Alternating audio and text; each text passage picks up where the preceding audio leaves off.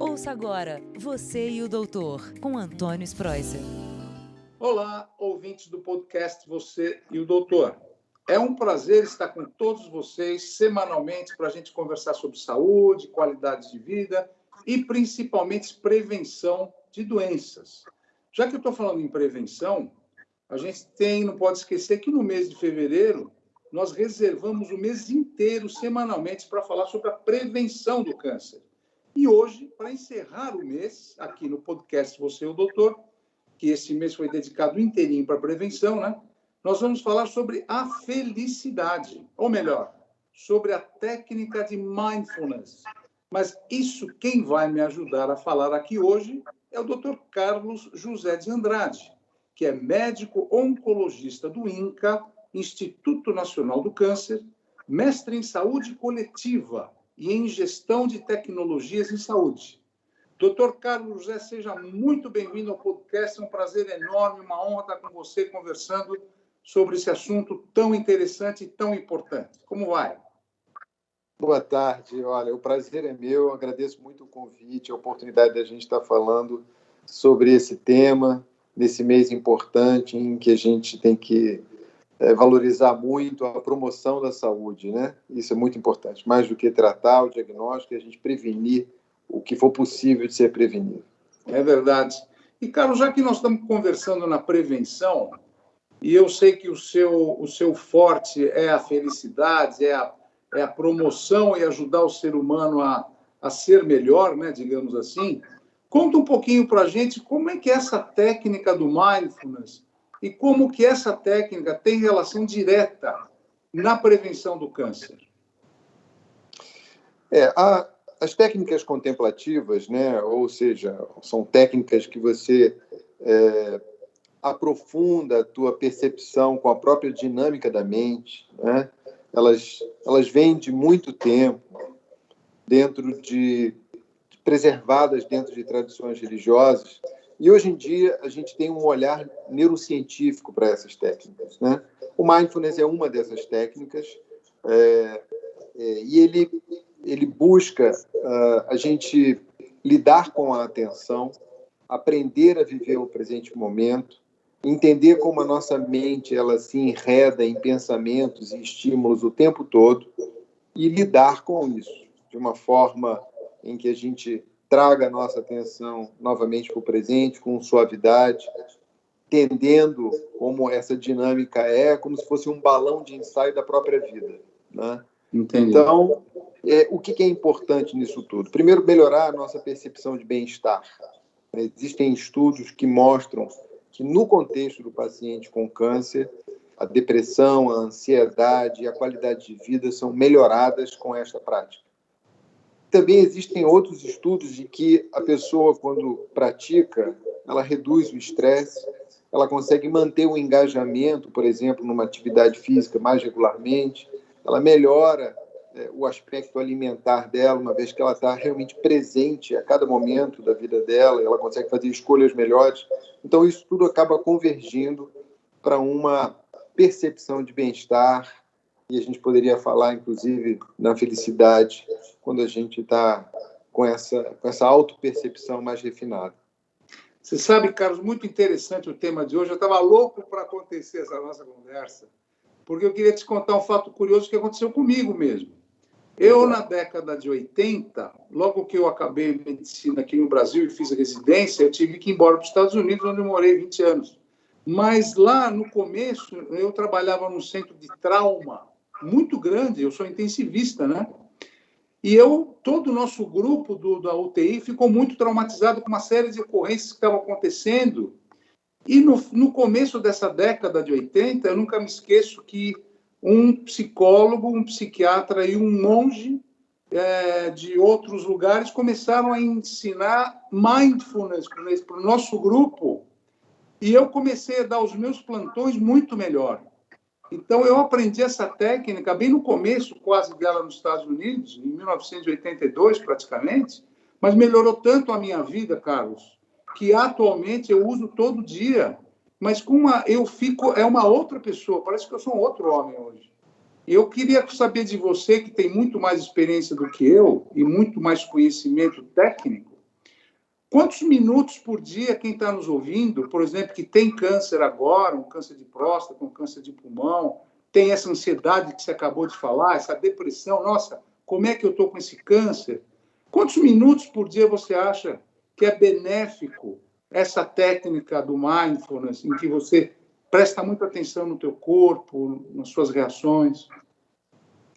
Olha, como tudo na vida, eu acho que a gente tem que procurar individualizar, né? Um tamanho servir para todos é uma coisa muito difícil. Então, eu digo o seguinte, se você não consegue fazer 20 minutos, faça 10. Se não consegue 10, faça 5. Se não consegue 5, faça 1. Mas tome uma iniciativa nessa direção, né? Ao se deparar com a mente inquieta, a gente já está no meio da prática em curso. Então, eu diria que não existe uma regra de um número que estabeleça a partir daí um benefício, mas quando você botar essa roda para girar, foi o que você falou, né? Você traz isso desde a década de 80 como uma prática diária para você. Eu, da mesma maneira, eu não consigo me ver no dia a dia enfrentando os desafios que a gente enfrenta sem uma maneira de escoar e a gente não se vê enredada pelas ameaças que o futuro traz. Então, que a gente possa estar trazendo a nossa atenção para o presente momento. E de modo que é como a atividade física. Quando a gente não faz e vai uma vez fazer, vai ficar dolorido, né? Se você esperar passar aí daqui a um mês de novo, também vai ficar dolorido. Mas à medida que você vai praticando, da mesma maneira que a atividade física, tonificando a musculatura, ganhando bem-estar, disposição, é isso que acontece com a prática de uma técnica contemplativa, com uma prática de um exercício mental. Então, se botar para girar essa roda, aos pouquinhos, isso vai ampliando e você vai percebendo o benefício. E aí não quer mais parar. Carlos, esse mindfulness, que é uma atenção plena que a gente tem no nosso corpo, no nosso ambiente, o que nos cerca, claro que você tem que aprender a fazer, você tem que ter mais ou menos uma ideia. Quem está ouvindo, os nossos ouvintes, por exemplo, quem não conhece, você teria como ajudar essas pessoas que estão ouvindo, os nossos aqui, que estão sempre com a gente no podcast Você, o Doutor? Existe algum, assim, um site, existe algum, mesmo no INCA, você ensina? Como é que essa pessoa que está nos ouvindo, ela poderia ter as primeiras noções? Que dicas que você dá para quem não conhece essa técnica? Tá. A gente no INCA, a gente fazia isso presencialmente, né? Há um pouco mais de 3 anos a gente tem uma prática regular presencial e, obviamente, com a pandemia isso teve que ser modificado e a gente começou a fazer uma transmissão pelo Zoom, pelo Instagram, e a gente pratica isso. Mas uma outra maneira também da gente iniciar, né, esse movimento, existem vários aplicativos hoje em dia voltados para isso, que ajudam exatamente a gente começar a se deparar com a própria dinâmica de funcionamento da mente, né?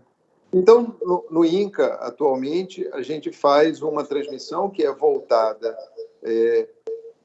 mais para o profissional de saúde, né? que é uma outra situação delicada que a gente vive hoje em dia com os níveis de estresse relacionado ao trabalho, como você mesmo disse nessa sua experiência na terapia intensiva, com uma grande parte da equipe vivendo o estresse relacionado ao trabalho ou burnout. Hoje em dia a gente tem níveis elevadíssimos dentro dos oncologistas clínicos, não é? Existe várias evidências de que o nível de estresse está muito elevado dentro dos profissionais de saúde, que dirá agora no momento de pandemia. Então, a nossa prática é voltada para a gente tentar cuidar de quem cuida, né? E isso repercutir positivamente nas pessoas que estão precisando do cuidado.